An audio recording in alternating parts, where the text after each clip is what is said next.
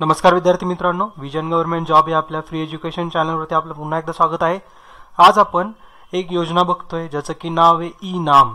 Okay, एकदम छान योजना आहे, शेतकऱ्यांसाठी एकदम फायदेशीर योजना आहे अशी। तर याच्यामध्ये असे पॉइंट्स घेतलेत मी की जे तुम्हाला मॅगझिन्समध्ये वगैरे सहसा नाहीत भेटणार, कारण ही योजना फार जुनी आहे, बट ती रिसेंटली ऑक्टोबरमध्ये न्यूजमध्ये आली होती। तर ज्यांनी जे मॅगझिन्समधून योजना वाचल्यात त्याच्यामध्ये थोडे आता मॉडिफिकेशन्स करा। या लेक्चरमध्ये ते मॉडिफिकेशन्स मी ॲड केलेले आहेत पुढं। तर आता सध्या तरी कुठल्या मॅगझिनमध्ये वगैरे नाही आहेत, कारण ही जी सगळी इन्फॉर्मेशन आहे ही मी रिसेंटली जी प्रेस इन्फॉर्मेशन ब्युरो आपली गव्हर्नमेंट साईट आहे, तर त्या साईटवरून जे रिसेंट GR येतात त्या GRsमधून कलेक्ट केलेली आहे। तर याच्या आधीच्या ज्या योजना होत्या त्यामध्ये पण तशीच इन्फॉर्मेशन आहे।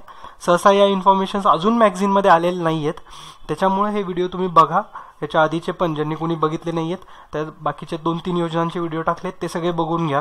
ओके, कारण सगळी जी इन्फॉर्मेशन आहे ही गव्हर्नमेंट वेबसाईटमधून GRsमधून कनेक्ट केलेली आहे, तर ती तुमच्या एक्झामसाठी महत्त्वाची एकदम। आता वेळ न वाया घालवता आपण या योजनेकडे बघूत। ई नाम त्याच्या नावामध्येच आहे, ई म्हणजे इलेक्ट्रॉनिक, म्हणजे जे ऑनलाईन असतं तशा प्रकारचा। तर इलेक्ट्रॉनिक नॅशनल ॲग्रिकल्चर मार्केट हे त्याचा फुल फॉर्म आहे। याची सुरुवात 14 एप्रिल 2016ला म्हणजेच आंबेडकर जयंतीच्या दिवशी प्रधानमंत्री नरेंद्र मोदी यांच्या हस्ते झाली। ह्याच्यामध्ये काही उद्दिष्ट आहेत, काही योजना आहेत, त्या आपण पुढे बघूत। ई नामचं मुख्य उद्दिष्ट म्हणजे हिंदुस्थानामधल्या ज्या ज्या कृषी बाजारपेठा आहेत त्या सगळ्या ऑनलाईन पोर्टलशी जोडणं। त्या पोर्टलचंच नाव असेल ई नाम। हे ऑनलाईन कनेक्टिव्हिटी झाल्यानंतर काय फायदा होतो ते पण आपण पुढे बघू। तर उद्घाटनाच्या दिवशी म्हणजे 14 एप्रिलला देशातल्या 8 राज्यांच्या 12 बाजार समित्या ई नामशी जोडण्यात आल्या।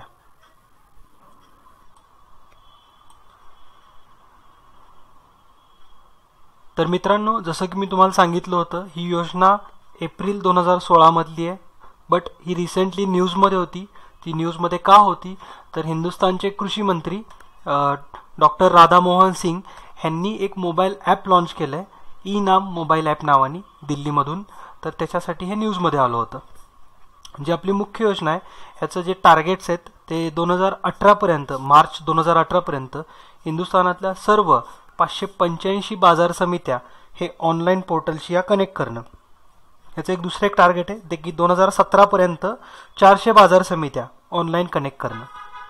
तसंच या योजनेसाठी जवळजवळ 200 कोटी रुपये खर्च येणार आहे आणि पहिल्या टप्प्यामध्ये 12 राज्यातील एकूण 365 बाजारपेठा हे ऑनलाईन कनेक्ट करणं हे त्यांचं उद्दिष्ट होतं। आता आपण बघूत की त्यांनी आतापर्यंत किती अचीव केलं त्यातून। ह्या ई नाम ऑनलाईन बाजारपेठेतून कुठला माल विकला जाऊ शकतो किंवा कुठल्या मालाची खरेदी विक्री होईल, तर ते म्हणजे तृणधान्य आहेत, कडधान्य, तेलबियाणे, मसाल्याचे पदार्थ, अशा प्रकारचे जवळजवळ 25। आणि रिसेंटली जे GR आला त्याच्यानुसार गुणवत्ता ठरवून 69 असे शेती उत्पादन व फळ उत्पादन असे पदार्थ असतील ते की तुम्ही ऑनलाईन ई नाम थ्रू विकू शकता। ओके, म्हणजे त्याचं ट्रेड करू शकता, विकणं आणि खरेदी करणं दोन्ही पण। तर जो रिपोर्ट आला आहे तो इथं तुमच्या समोर आहे। त्याच्यामध्ये सांगितलं आहे सरळ की आत्तापर्यंत 250 मार्केट्स 10 वेगवेगळ्या स्टेटमधले या ई नामशी कनेक्ट झालेत। तर इथं आहेत आंध्र प्रदेशमधले किती कनेक्ट झालेत तर 12, छत्तीसगडमधले 5, गुजरातमधले 40, हे तुम्ही बघू शकता। आणि हे सगळं प्रेस इन्फॉर्मेशन ब्युरो गव्हर्नमेंटच्या वेबसाईटवरूनच घेतलेलं आहे, तर तुम्ही पण तो रिपोर्ट बघू शकता। आता हे जे ई नाम आहे ऑनलाईन पोर्टल, ह्याच्यातून एक फार महत्त्वाचं काम होतं जे की शेतकऱ्यांसाठी आहे। शेतकरी स्वतःचं माल कुठं विकायचा आणि काय दरामध्ये विकायचा हे स्वतः ठरवतील, कारण हे ऑनलाईन आहे आता, त्यामुळं त्याला स्वतः माल कुठे घेऊन जायची गरज नाही आहे। तो घरी बसल्या बसल्या फक्त तुम्हाला त्या पोर्टलशी रजिस्ट्रेशन करायचं असेल, ते रजिस्ट्रेशन केल्यानंतर तो स्वतः ठरवेल की मला कुठल्या बाजारपेठेमध्ये विकायचं आहे आणि त्याचा रेट काय ठेवायचा। तर हे खरंच खूप मोठं चांगलं पाऊल आहे जे की सरकारने घेतलं आहे। मला प्रश्नच पडतो कधी कधी की हे आधीच्या गव्हर्नमेंटने या सगळं का केलं नाही आहे, पण ते जाऊ द्या, तो एक पॉलिटिकल व्ह्यू झाला, बट ठीक आहे, जे होतं ते चांगलंच होतं। पण ह्याच्यामध्ये काही अटी टाकल्यात राज्यांना। तर या ई नामच्या अटी म्हणजे काय काय आहेत तर ई नाममध्ये जर सहभाग नोंदवायचा असेल, जर सहभाग घ्यायचा असेल राज्यांना, तर त्यांना त्यांच्या बाजारपेठांचा जो कायदा आहे दॅट इज बाजार समिती कायदा, याच्यामध्ये दुरुस्ती करावी लागेल। आणि राज्यभरात व्यापारासाठी एकच परवाना हे ठेवणं कंपल्सरी केलं आहे। आणि एक तिसरी महत्त्वाची अट म्हणजे की इलेक्ट्रॉनिक विक्रीची तरतूद तिथं असली पाहिजे. म्हणजे ऑनलाईन कनेक्टिव्हिटी जे म्हणतो आपण, तर ते त्या पर्टिक्युलर बाजारपेठमध्ये किंवा राज्यांनी तशी संमती द्यायची आहे की इलेक्ट्रॉनिक तुम्ही व्यवहार करू शकता. तर ह्या सगळ्या अटी आहेत. ह्या अटींवरती क्वेश्चन नाही येणार. आला तर क्वेश्चन असाच येईल की हे ई नाम पोर्टल कशाशी रिलेटेड आहे, त्याचं नाव काय आहे, अजून त्याच्यामध्ये आत्तापर्यंत किती बाजार समित्या नोंद झाली आहे आणि त्याचं टार्गेट काय आहे 2017पर्यंत आणि मार्च 2018पर्यंत. तर ते तुम्ही व्यवस्थित एकदा नोट्स काढून घ्या. जे की सगळं मी आता मराठीमध्ये बोललो आहे तेच माझ्या इंग्लिश मित्रांसाठी, ज्यांनी मला सारखं कमेंट लिहित राहतात की सर मराठीमध्ये लेक्चर नका बनवत जाऊ, इंग्लिशमध्ये बनवा. तर ठीक आहे, आता इंग्लिश बनवणं तर पॉसिबल तर नाही आहे, बट इथं सगळं याच्यामध्ये आहे मेन्शन की ज्या ज्या या स्कीममध्ये बोललेत ते सगळे इंग्लिशमध्ये इथं तुमच्यासाठी आहे. तर तुम्ही व्यवस्थित एकदा पॉज करून बघा. तर इथं तो आपला जो लास्ट दोन आय थिंक ह्याच्या आधीच्या दुसऱ्या लेक्चरच्या आधीचा जो क्वेश्चन होता तो मी आधी सॉल्व्ह करायचा राहिला आहे 2 लेक्चर्समध्ये. त्याच्यासाठी सॉरी, कारण माझ्या लक्षातच आलं नाही की आपण एक क्वेश्चन सॉल्व्ह करायसाठी घेतला होता. बट ठीक आहे, काही हरकत नाही, आपण आता सॉल्व्ह करू. तर याचा क्वेश्चनचा आन्सर बऱ्याच जणांचं बरोबर आलेलं आहे. तर ह्याचा आन्सर कसं काढायचं आहे, तर पहिली रो बघा, त्या रोमध्ये 24 जो मिडल नंबर आहे तो कसा आपल्याला भेटेल ते करण्यासाठी आपण काय करायला लागेल, तर 7चा स्क्वेअर जर केला म्हणजे 49 वजा 5चा स्क्वेअर 25, ते केल्यानंतर आपल्याला 24 भेटेल. ओके. त्यानंतर दुसऱ्या रोमध्ये या, तसंच 15 हे मिळवण्यासाठी 8चा स्क्वेअर मायनस 7चा स्क्वेअर करून बघा, 64 वजा 49 15 भेटते. यस. मग आता जो अननोन आहे म्हणजे जिथे क्वेश्चन मार्क आहे ते कसा काढणार, तर 9चा स्क्वेअर मायनस 6चा स्क्वेअर म्हणजे आपल्याला भेटेल 45. बऱ्याच जणांचा आन्सर बरोबर आलाय. आता इथून पुढच्या प्रत्येक लेक्चरमध्ये असेलच एक ना एक क्वेश्चन सॉल्व्ह करण्यासाठी. याच्या आधीचे 2 लेक्चर जरा थोडे घाईमध्ये बनवले होते, त्याच्यामुळं मी क्वेश्चन टाकायचं विसरून गेलो.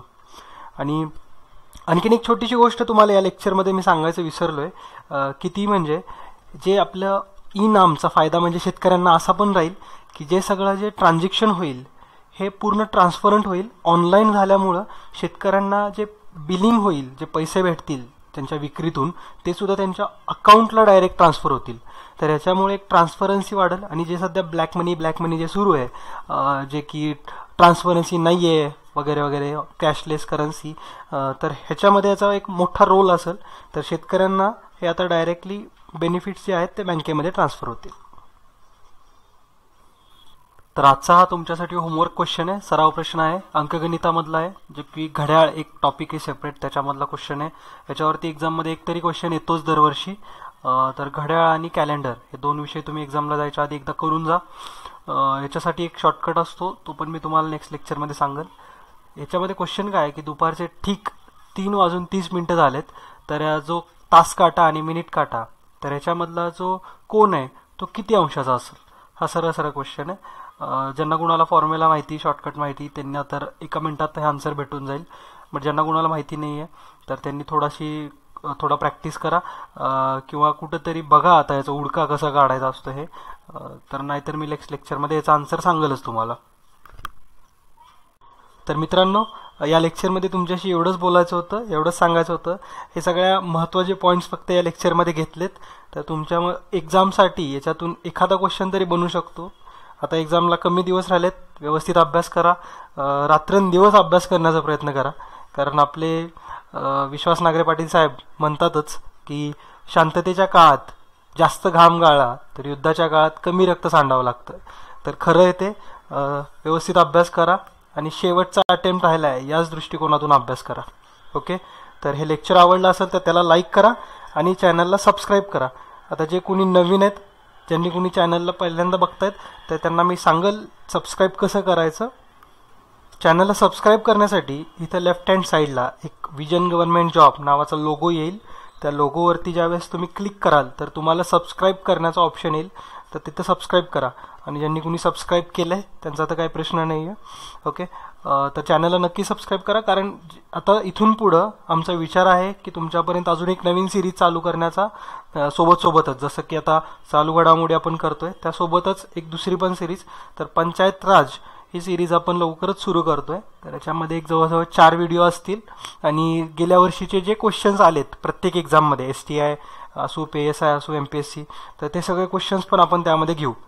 तर हे लेक्चर्स बघण्यासाठी आणि चॅनलला अपडेट राहण्यासाठी नक्की सबस्क्राईब करा. ओके, तर आता आजच्या पुरतं एवढंच. भेटूत आपण एका नवीन लेक्चरमध्ये. तोपर्यंत जय हिंद, जय महाराष्ट्र. धन्यवाद.